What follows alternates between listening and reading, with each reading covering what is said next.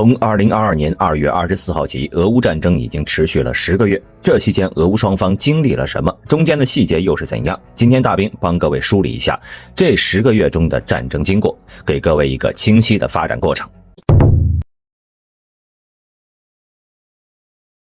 2月24号，战争首日，乌克兰基辅、哈尔科夫、敖德萨等主要城市遭到俄罗斯的导弹袭击。25号凌晨，乌政府宣布总动员，并禁止18到60岁的男性公民离开国境。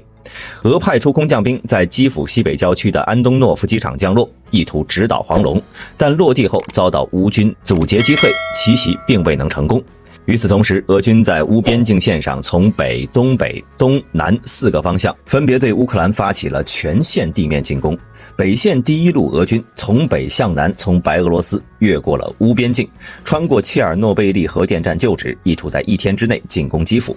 东北线第2路俄军由北向南对哈尔科夫、苏梅、切尔尼戈夫等乌边境附近城市发动进攻。由于这些地区是乌工业中心，有乌军的重兵把守，很难在短时间内攻克。例如，当时俄乌双方在苏梅市内展开了十分激烈的巷战。于是俄军留出部分兵力，封锁苏梅和切尔尼戈夫，其余部队绕过城市，从乡间和林地穿插，参与对基辅的围攻。东线第3路，也就是顿涅茨克、卢甘斯克一带，这里呢是乌军与顿卢势力对垒8年的前线，修筑了巨量的工事，难以推进。因此东线俄军绕道而行，沿着亚速海西岸，与南线俄军包夹了乌东部港口城市。南线第4路俄军则由南向北，由于克里米亚从2014年后呢就由俄罗斯占领和实际控制，因此呢南线乌军防守较为空虚，这一路也是俄军推进最为顺利的区域。俄军全面开战后仅2天时间就占领了梅里托波尔，这是俄发动战争以来占领的首座10万人以上的城市。27号，俄军占领了港口城市别尔江斯克后，对于顿涅茨克方向的东线部队东西对进，对马里乌波尔形成夹击之势。3月1号，俄军又占领了赫尔松，这是俄军开战后第一次占领州首府城市，也是唯一的一座。此后呢，俄军企图以赫尔松为跳板，继续向西进攻乌第3大城市敖德萨。总体而言，战争第1阶段，俄军的全线进攻声势很大。从空降安东诺夫机场等计划可以看出，起初俄军高层拥有着速战速决的尝试，原因在于他们对乌方会做出何种程度的抵抗是拿不准，于是只能将进攻声势拉满，最好能将泽连斯基吓跑，以较少的损失达成战略目的。至于俄最初的战略目的是什么，这一点流传了很多版本。比较可靠的是，俄军准备扶持一个亲俄政府，并将卢顿2州全境收入囊中。但是结果我们都看到了，进攻基辅的第1路俄军失败了，进攻哈尔科夫的第2路俄军也被挡在了城外。并且虽然俄军先手占领了城市之外的大片土地，但是他们在攻城巷战中呢并不顺利。这段时间乌军据城自守，不断的以小股部队骚扰，除了南线的赫尔松、梅里托波尔、别尔江斯克外呢，俄军未能占领任何一座超过10万人的城市。而在北线和东北战线上的乌军防守也非常牢固，尽管俄军能够穿插绕后，但是出于后勤保障考虑，也不能向乌腹地推进太远。此时的乌军也没有主动出击，毕竟兵力装备不占优势，出去打野战基本就是找死。于是呢，进入3月份后，双方进入僵持状态。在此期间，俄军的不断的空袭、导弹轰炸，乌克兰各地军事设施取得了不小的战果。例如3月4号，停放于安东诺夫机场的安225运输机被炸毁。但是由于俄军没有完全取得制空权，不断有战机被毒刺这类的武器击落。反观乌军这边呢，不仅战机仍能起飞，凭借着大量的原点油近程导弹，对俄军的战斗人员和后勤造成了不少麻烦。这个阶段，基辅战况呢，无疑是全球注视的焦点。不少人认为泽连斯基可能会逃出基辅，离开乌克兰或者撤到后方较安全的区域，但是他始终躲在基辅的地堡里，并未离开，给乌军整体的战斗意志和防御稳定性提供了一剂强心针。不过基辅郊区的战事也是十分激烈，双方对每一个据点反复争夺，西北郊区前线的布查、伊尔平被打得满目疮痍。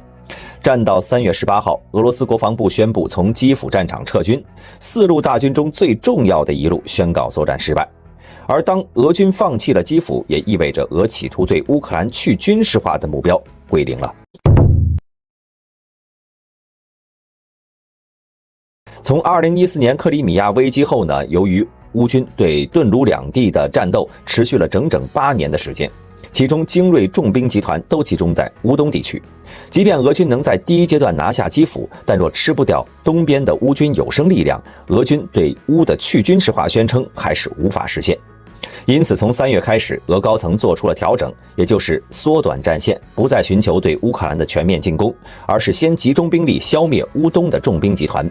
3月底，俄罗斯声称第一阶段的任务结束。4月初，俄军从乌北部战线撤退，将大量部队调往乌东、基辅、切尔尼戈夫、苏梅等城市，相继解围。此时的乌军也重新收复土地至战前的边境线，甚至还越境对俄罗斯的城市别尔格罗德实施了数次空袭。不同的是，俄军在东北方向加紧了进攻，例如哈尔科夫东部，俄军占领了战略要地伊久姆，形成了面对乌东集团的突出部。乌军试图反扑打掉突出部，但是俄军陆续补援，人数越来越多，20多个战术营将伊久姆牢牢握在手中。4月8号，俄军使用导弹轰炸了位于乌东腹地的克拉马托尔斯克火车站。这次袭击呢，造成了数百人的伤亡。这时的乌东地区即将开展血腥决战的意味也越来越浓厚了。不过呢，在对乌东展开全面进攻之前，还有一个俄军志在必得的地方需要解决，那就是马里乌波尔。这个城市人口呢约45万，是乌克兰第11大城市，也是亚速海最大的港口，驻有亚速营、第36海军陆战队等部队共约8000人。由于地处乌克兰东南角，因此开战后不久就被俄军夹攻包围。随着俄军在南线的推进，其他地方的乌军无力支援，所以马里乌波尔的守城军已经无突围的可能，只能困守。而之所以俄军对这个城市如此执着，是因为如果拿下了马里乌波尔，乌东半部的亚速海海岸线将完全由俄罗斯控制。于是俄军呢对马城市不断的蚕食，甚至出动了大批携带炸弹的战机进行狂轰滥炸，导致全市90%的建筑被摧毁了。当然，马城内民众的安危也值得注意。在俄军收紧包围圈之前呢，约有10万居民离开了马里乌波尔。之后在战争间隙，也不断有民众被联合国人员组织撤离。时间来到4月4号，双方经过激烈的战斗，除了工业区和港口区外呢，马里乌波尔的中心城区基本上被俄军占领了。4月10号，俄军又占领了港口区，剩余的乌军在亚速钢铁厂和伊里奇冶金厂困守。当时乌军36旅曾尝试从伊里奇冶金厂突围，但遗憾的是只有部分人员突围成功，进入亚速钢铁厂与亚速营会合，据守乌军在马城的最后据点。这里大兵提一下这个亚速钢铁厂啊，它是欧洲最大的炼钢厂之一了，始建于苏联时期，按照战时标准设计，是由钢筋水泥铸成的堡垒，甚至有些建筑是为了抗击核打击而设计的，地下还有复杂的隧道网络，易守难攻。对此呢，俄军决定停止强攻，准备将守军围死在里面，静待其粮食耗尽自行投降。接下来呢，便是漫长的围困。5月16号，亚速钢铁厂内的乌军开始投降。时间来到20号，最后一批乌军投降，投降人数共计2000多人。俄军彻底控制了马里乌波尔全城。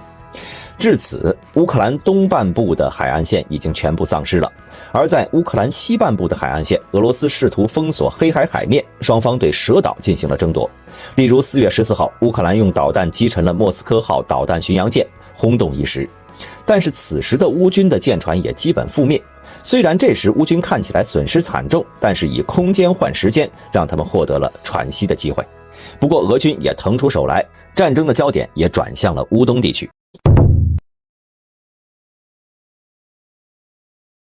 东部地区的乌军防守资本是在于一座座如同堡垒一般的城镇群。由乌军控制的卢顿两州北部有许多20万人口以下的小城市。以2014年乌东地区常态化的战争背景为前提，乌方早已经在这些小城内修筑了大量的防御工事，形成了许多干道防线。城镇群的最西侧也是最内侧是斯拉维扬斯克、克拉马托尔斯克两座双子城，这是乌东集团军指挥部所在地和后勤枢纽。两城的东南方向有塞维尔斯克、巴赫穆特等城镇，是周边的防御支点。城镇群北边呢是北顿涅茨克河，城镇群最东北是北顿涅茨克、利西昌斯克双子城。两城呢分别是位于北顿涅茨克河两岸，是乌东集团军面对俄军的最外围。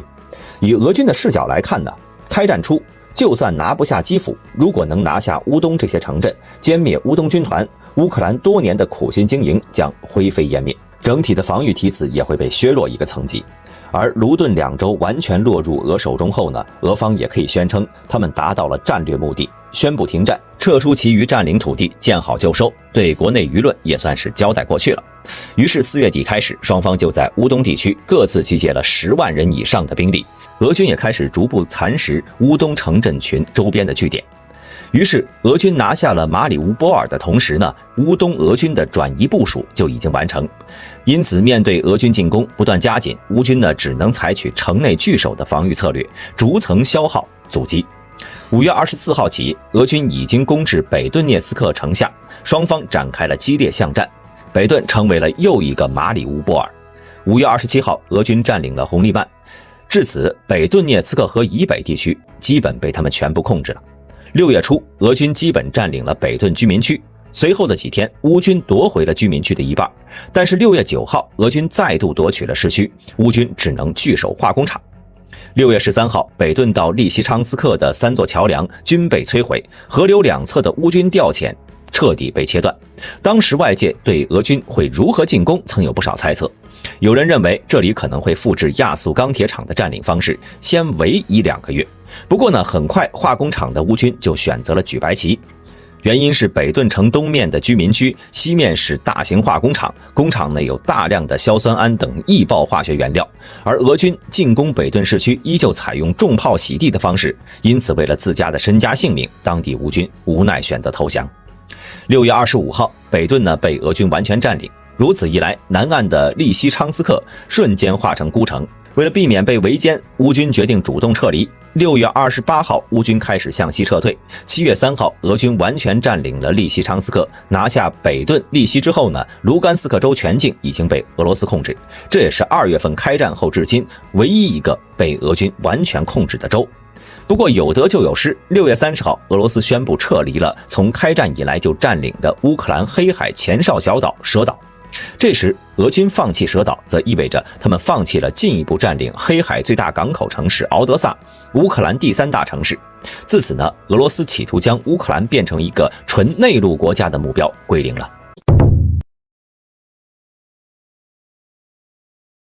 7月4号，俄国防部长绍伊古亲自向普京汇报，已经完全占领了卢甘斯克州全境。当时许多国际军事专家都认为，接下来俄军会攻占顿涅茨克州全境，但这种情况并没有发生，俄军开始全面休整。根据大兵查到的记录，实际上从7月之后至今，俄军再没有组织过任何一次大规模进攻行动，所以我们也可以以为4月到7月是俄乌战争中双方交战最激烈、死伤最惨重的阶段。乌总统泽连斯基也曾亲口承认，那个阶段的乌军呢，平均每天伤亡500-600人。粗略概算，3个多月的肉搏地面战打下来，两军各自至少损失了几万军人。7月到8月，俄乌两军继续全线拉锯战，双方呢都没有组织大规模行动，都在默默地补充兵力和弹药，准备应对下一次战役。期间呢，乌官员曾不断造势和制造假象，声称乌军将在南部的赫尔松州组织大反攻，并且将夺取克里米亚半岛。但不管真假赫尔松和克里米亚对普京来说都太重要了。于是俄军不断的调兵遣将，将北部重兵向南部转移，以确保赫尔松的安全。9月初，乌军果然开始了一场暴风骤雨般的大反攻，但攻击方向并不是赫尔松，而是北部的哈尔科夫。这场闪电战呢是打得着实漂亮，乌军升南击北，以装甲重兵突击俄军防线，在破防后呢疯狂追击俄军，一路将俄军打得丢盔弃甲，是夺路而逃。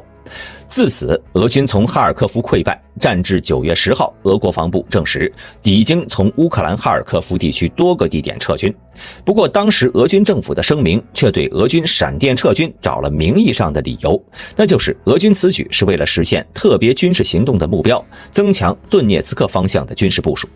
至此，战争开始时，俄4路大军中的2路，基辅方向和哈尔科夫方向均宣告失败了。总之，这个阶段在乌军解除俄军的围困后，乌克兰首都基辅安全，第2大城市哈尔科夫安全。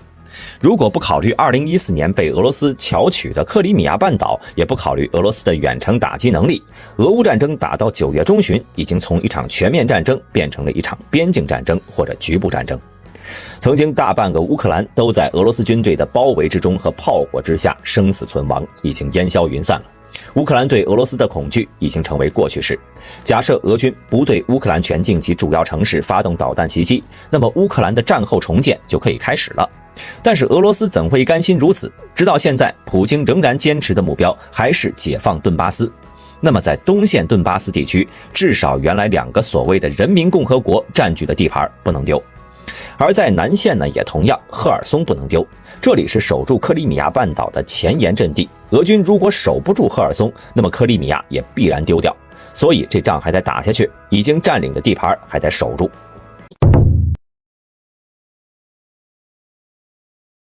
9月21号，普京宣布部分动员令，征召30万名预备役人员参军，同时支持在乌克兰顿巴斯地区、扎波罗热州、赫尔松州。所谓的支持呢，则是脱乌加独立再加入俄3合1的公投。10月5号，普京签署法令，根据公投结果，将乌东南部的4个州，即卢甘斯克、顿涅斯克、扎波罗热和赫尔松并入俄罗斯。10月14号，普京在哈萨克斯坦首都阿斯塔纳举行的新闻发布会上说，他对俄乌战争不后悔，如果不这样做，对他们来说会更糟。但这一次呢，时间和机遇再次站在了乌克兰这边。10月下旬，乌军开始在赫尔松地区展开反攻，此举可以看作是北线哈尔科夫反击战在南线的重演。11月10号，俄国防部长绍伊古命令俄军部队从第聂伯河西岸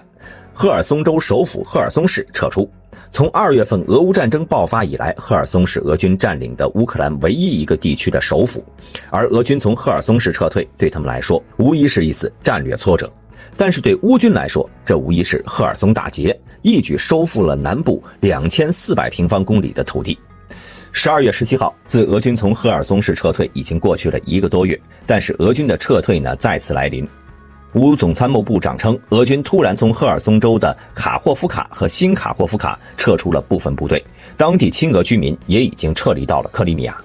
目前的俄乌战场相对平静了一些，冬季和雪天的到来让作战双方都放慢了节奏。但是最近1个月来，俄军却将军事打击重点从乌军阵地转向了乌境内主要城市的重要基础设施，包括能源和民用生活设施，造成了乌克兰全国性的停电、停水和停暖。这对于普通民众的生活来言，几乎是毁灭性的。不过，之所以俄军将这么多的战争资源投入到对基础设施的破坏，也曾侧面证明了他们或许已经放弃向乌军发起反攻的想法。反观乌军这边呢，北约各种军事装备不断地进入己方营地，在北约国家完成训练的新生力量也加入到乌军阵线，明显乌军是在积蓄力量，等待发动下一次大反攻，获得更大的胜利。